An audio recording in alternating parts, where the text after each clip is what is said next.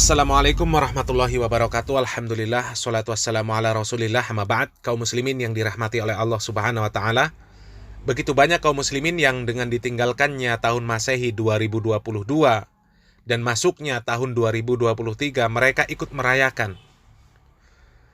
Mereka merayakan dengan berbagai macam bentuk kemaksiatan dan perbuatan dosa. Meskipun sebagian mereka, bahkan mayoritas dari mereka menganggap bahwasanya apa yang mereka lakukan bukanlah sebuah bentuk perbuatan kemaksiatan dan dosa. Mengapa melakukan tahun baru atau merayakan tahun baru tersebut dikatakan bentuk kemaksiatan dan perbuatan dosa? Yang pertama, tahun baru Masehi ini bukanlah tahunnya umat Islam. Umat Islam mempunyai penanggalan sendiri yang namanya Hijriyah. Sementara tahun baru Masehi ini dimulai pertama kali oleh orang-orang kafir, di mana mereka ini melakukan perhitungan dimulai dengan mereka menentukan lahirnya Yesus, Tuhan mereka, dan mereka selalu merayakan waktu tersebut. Jadi artinya murni bahwa perayaan tahun baru Masehi ini bukanlah milik kaum muslimin, melainkan milik orang kafir. Dan sedangkan penanggalan kaum muslimin adalah penanggalan Hijriyah, di mana penanggalan Hijriyah tersebut menjadi acuan bagi kaum muslimin dalam menentukan berbagai hukum, seperti haji, puasa, kemudian haul zakat, masa iddah, dan lain sebagainya. Maka merayakan tahun baru Masehi ini adalah bentuk mengikuti dan menyerupai kebiasaan orang kafir. Rasulullah SAW bersabda, "Man tasabbaha biqaumin fahuwa minhum." Barang siapa yang menyerupai suatu kaum, maka menjadi bagian dari kaum tersebut. Na'udzubillah min dzalik. Kemudian mayoritas acara perayaan tahun baru adalah acara yang tidak bermanfaat bagi kaum muslimin. Bahkan cenderung menimbulkan kemaksiatan dan perbuatan dosa dengan mengganggu kaum muslimin yang lain. Padahal Rasulullah SAW bersabda di dalam sebuah hadis, di mana sahabat Abu Hurairah radhiyallahu taala anhu mengatakan bahwasanya Rasulullah SAW bersabda, "Min husnil islamil mar'i tarkuhu ma la ya'ni." Jadi di antara tanda kebaikan keislaman seseorang itu adalah dia meninggalkan hal-hal yang tidak bermanfaat baginya. Dan tidak terhitung jumlahnya kaum muslimin di malam tahun baru ini mereka menyalakan petasan, memutar musik dengan kencang, bahkan dengan berjoget-joget, laki-laki dan perempuan yang non-mahram, dan tidak menutup aurat. Dan acara tersebut mereka lakukan hingga larut malam, di mana waktu tersebut adalah waktu untuk kaum muslimin beristirahat. Mungkin ada di antara kaum muslimin yang butuh ketenangan untuk beristirahat setelah lelahnya bekerja di siang hari, di mana mereka harus bekerja besok harinya. Bahkan mungkin ada yang sakit, kemudian mempunyai anak kecil, yang mereka terganggu istirahatnya dengan suara-suara musik yang kencang dan suara petasan. Bukankah perbuatan-perbuatan menimbulkan gangguan seperti itu adalah bentuk gangguan kepada kaum muslimin? Rasulullah SAW mengatakan di dalam sebuah hadis, "Al-muslimu man salimal muslimuna min lisanihi wa yadihi." Seorang muslim yang sejati adalah yang muslim lainnya ini selamat dari gangguan lisan dan tangannya. Seharusnya dengan berjalannya waktu, pergantian waktu, kaum muslimin ini bermuhasabah, bukan tenggelam di dalam perbuatan-perbuatan yang cenderung berbentuk maksiat dan perbuatan dosa. Karena semakin berjalannya waktu, maka akan semakin dekat dengan kematian. Dan itu sebuah kepastian. Allah Subhanahu wa taala berfirman, "Kullu nafsin dha'iqatul maut." Setiap yang bernyawa, setiap yang berjiwa pasti akan menemui kematian. Dan waktu atau usia yang diberikan oleh Allah Subhanahu wa Ta'ala kepada kita ini akan dimintai pertanggungjawaban nanti di hadapan Allah Subhanahu wa Ta'ala. Rasulullah Shallallahu Alaihi Wasallam ketika ditanya, "Ya Rasulullah, ayun nasi khairun?" Wahai Rasulullah, siapakah manusia yang paling baik? Beliau menjawab, "Man tala umuruhu wa hasuna amaluhu." Orang yang baik, muslim yang baik, manusia yang baik adalah yang panjang umurnya dan baik amalannya. Kemudian Rasulullah Shallallahu Alaihi Wasallam kembali ditanya, "Fa ayyun nasi syarrun?"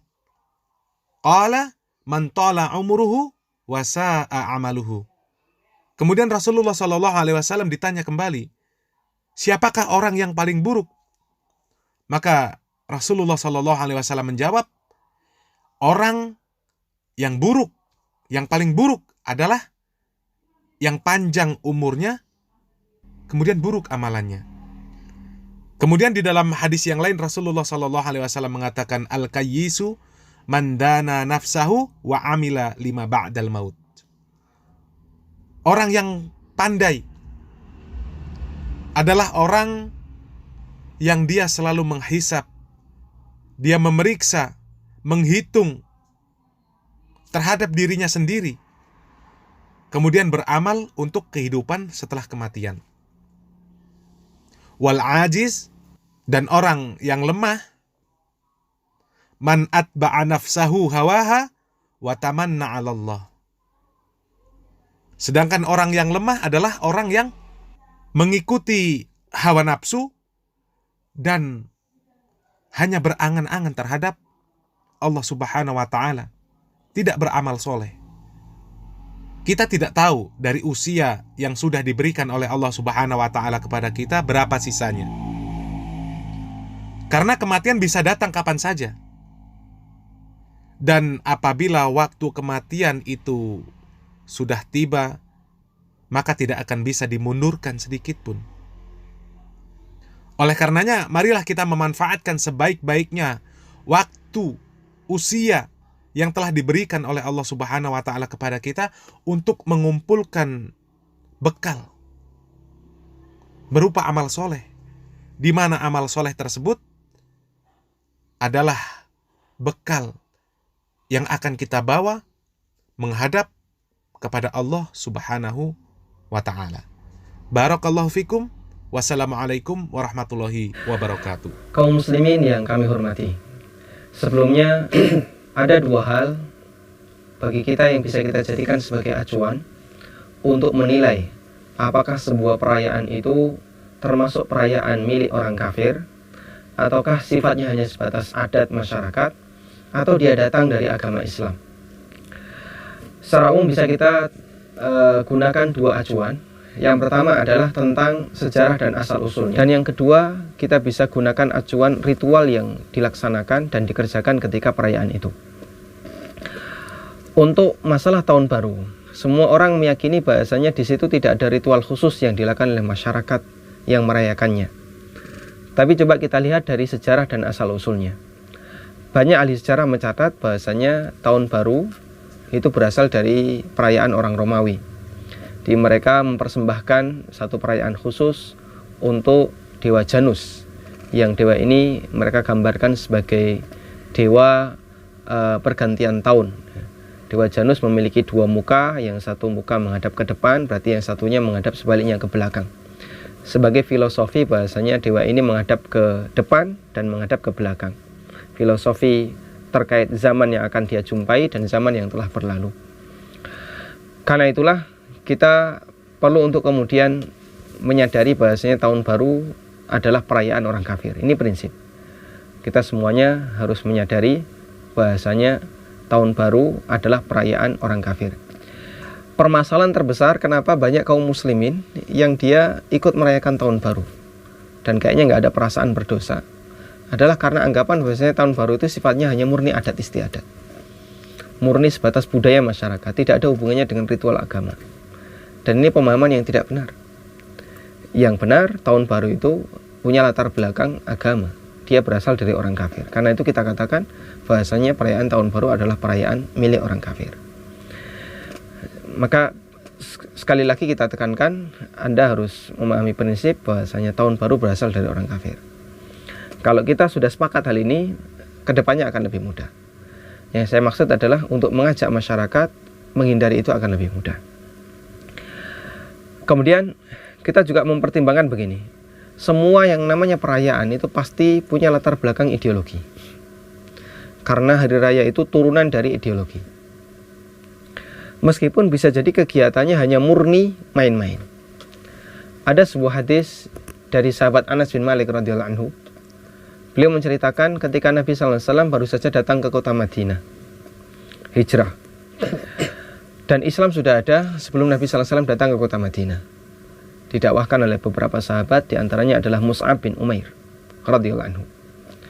Ketika Nabi SAW sampai di kota Madinah dan sebagian orang Madinah sudah menganut ajaran Islam, mereka masih memiliki perayaan tahun baru atau perayaan hasil impor dari orang-orang Persia yang bernama Mairus dan Mihrajan.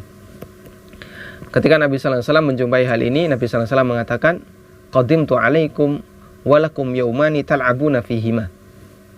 Saya mendatangi kalian sementara kalian memiliki 2 hari raya yang kalian bermain-main di sana.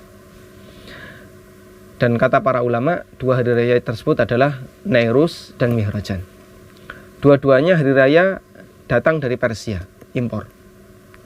Karena orang-orang Madinah itu tidak memiliki ajaran khusus. Mereka hanya mengikuti ajaran tetangganya, negeri-negeri tetangganya.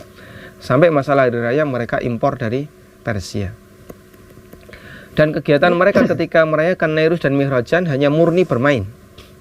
Tidak ada kegiatan ritual apapun. Ikut-ikutan. Hanya ikut-ikutan. Murni bermain. Mungkin makan-makan ya. Kemudian nanti menyalakan apa, main-mainan. Hanya untuk bersenang-senang. Meskipun demikian Rasulullah SAW melarangnya, karena ini hari raya yang berasal dari orang kafir. Sehingga sangat cocok kalau hadis ini kita terapkan dalam masalah perayaan tahun baru. Perayaan tahun baru datang dari orang kafir. Kaum muslimin merayakannya hanya murni bermain, niup trompet, nyalakan petasan, kembang api, dan seterusnya. Tidak ada ritual apapun di sana.